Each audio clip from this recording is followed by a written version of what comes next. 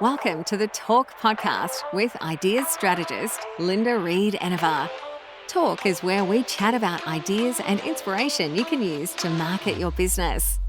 Get ready for practical tips you can implement today with your host, Linda Reed-Enever. Hi everyone, Linda Reed-Enever, and welcome back to the Talk podcast, where we dive into strategies and tools and tactics to help you navigate the world of marketing and business. Today we're going to talk about something that's on the mind of many marketers and business owners, especially with the rise of AI and all the technology that's happening out there. And that is balancing the traditional and digital marketing strategies. With so many options out there, it is crucial to find the right mix that's going to work for you. And the right mix may not be the same for every business. I can tell you what, it's not the same for every client in here. There are some mixes that work. And I think that in respect to the industry that I've been part of for many years, the traditional formats have merged quite well with the digital, and lots of the digital and the new marketing strategies have actually got their foundations based in traditional marketing strategies. So let's take a closer look at traditional marketing. When we talk about traditional marketing, we're referring to those time-tested methods like print ads, direct mail, billboards, and even in-person events. Now, these strategies have been around for decades and for a good reason. They work. Traditional marketing is particularly powerful when it comes to building brand recognition and trust. Think about a well-placed billboard on your daily commute, or receiving a beautifully designed postcard in the mail that has a nice touch and feel to it. It really does leave a lasting impression. Now, while some might say traditional marketing is outdated, I say it still has a strong place in a comprehensive marketing strategy, especially when you're targeting a local audience or you're aiming to create a tangible connection with your customers. And because those people are focusing on the digital marketing strategies and forgetting the traditional ones, it quite often nowadays can have you stand out. And that's really handy when it comes to traditional marketing. On the flip side, we have digital marketing, and digital marketing is quite often now a way that people are engaging with their audiences. It's low cost, it's at our fingertips, it's easy and ready to use. Digital marketing includes strategies like using social media, email marketing, pay-per-click advertising, the search engine optimization, and content marketing, just to name a few. And one of the biggest advantages is it reaches a global audience. We're able to target our demographic pretty easily with pinpoint accuracy, and we're able to provide real-time analytics to measure that success of a campaign.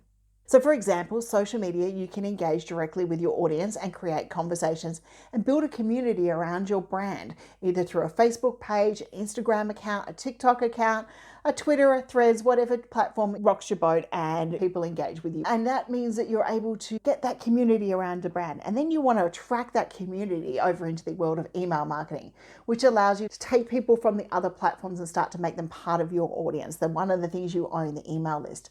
And this allows you to be able to nurture those leads, maintain relationships with your customers, deliver personalized content straight to their inboxes, the stuff that they want to read, and the top level stuff that isn't what everyone else gets in social media.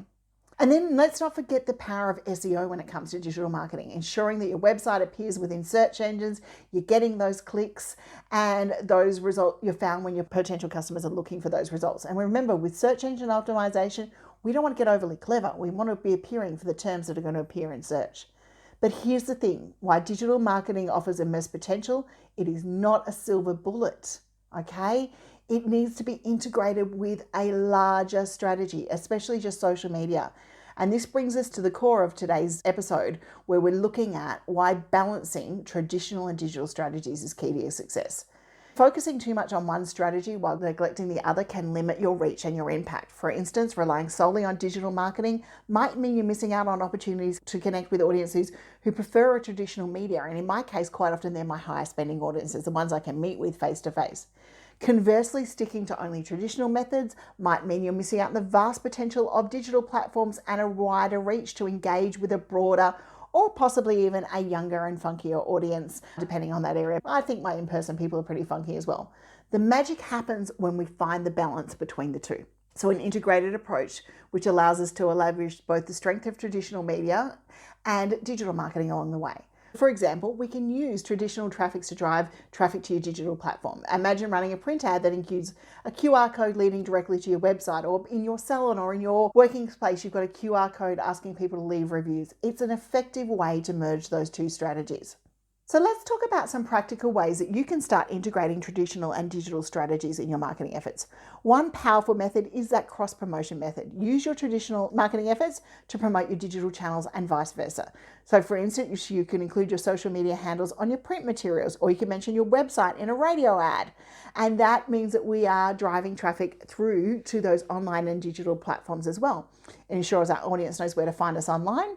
And it means that if that business card or print material got lost, then they still have a way to be able to connect with us. The other thing we can do is we can use the digital channels to promote those in-person events, those shops, those sales, the things that we might only have in person and in a traditional format. Another important aspect is about maintaining consistent branding across both of these areas. So when we want to balance it, we want to make sure our brand voice, our visual identity, and our messaging is cohesive. So if the audience encounters our brand in a magazine or on a billboard or on social media, they know who it is. The consistency is there, it builds the trust, and it makes your brand more recognizable. One of my favorite approaches is to plan campaigns that leverage both that traditional and digital element. For example, we might launch a new product with a series of print ads supported by a social media campaign, supported by an email blast, and if it's in stores, we might do a billboard as well. The key is to ensure that all parts of the campaign work together, they fit together, and they're working to a common goal, which is reinforcing the elements of all the others. Now let's look at some real-world examples of businesses who successfully integrated traditional and digital strategies. One example comes to mind is a local restaurant that's used direct mail to send out beautifully designed menus to residents. But they didn't stop there. They had a QR code on the menu that linked them to the online reservation system, special offers that were just through that QR code app, and they offered a discount in the campaign for those who booked online. The result was they reached the customers in their home, but they also drove engagement. They got loyal customers, they built their email list, and they also got in-store reservations from using both digital and traditional media. So we've had our flyers, which are traditional media, the QR code and website and booking system, which is digital media, and then the reservation process taking through, and then we've got our in-store being traditional media coming again. Another example that we've seen out there, and you will have seen it too, is retail brands that have a TV commercial with a strong social media presence. They use the commercial to tell a telling brand story, and they encourage the viewers to share their own experiences using a specific hashtag. These campaigns create buzz, they get an online conversation happening, and they extend the reach of the campaign far beyond the traditional media, which is a TV screen. Now, we'd all like to have that multi-million-dollar budget when it comes to combining our traditional and digital strategies. We'd all like to have that unlimited marketing budget, and I'm yet to find a company or a role that will give it to me. But if you can find it, please let me know. I want to go play with their marketing dollars. But what we do need to do is we need to balance our budget constraints and allocate our resources and capacity wisely. So we want to make sure that we're tracking our ROI as much as we possibly can, but it can be a little bit tricky. Traditional marketing lacks the immediate feedback loop. It also doesn't give the straightaway details that digital marketing provides. But these challenges aren't insurmountable. Prioritizing based on your target audience, testing the different approaches and results, and monitoring their inquiries as they come in. So if you know an ad's going to run tomorrow or a billboard's going up, start to monitor those inquiries over the next couple of weeks. So some actionable tips that you can take from today's episode, because I love for you to be able to do this, is first start by evaluating your current marketing strategies.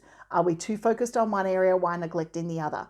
I love a good piece of print, and I've been to networking events recently where people are just loving feeling business cards again, and especially after lockdowns, it's been an amazing thing to be able to get into.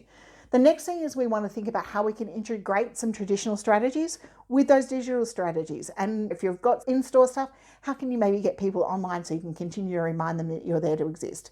And then invest in those tools and those resources that can help you manage your campaigns effectively.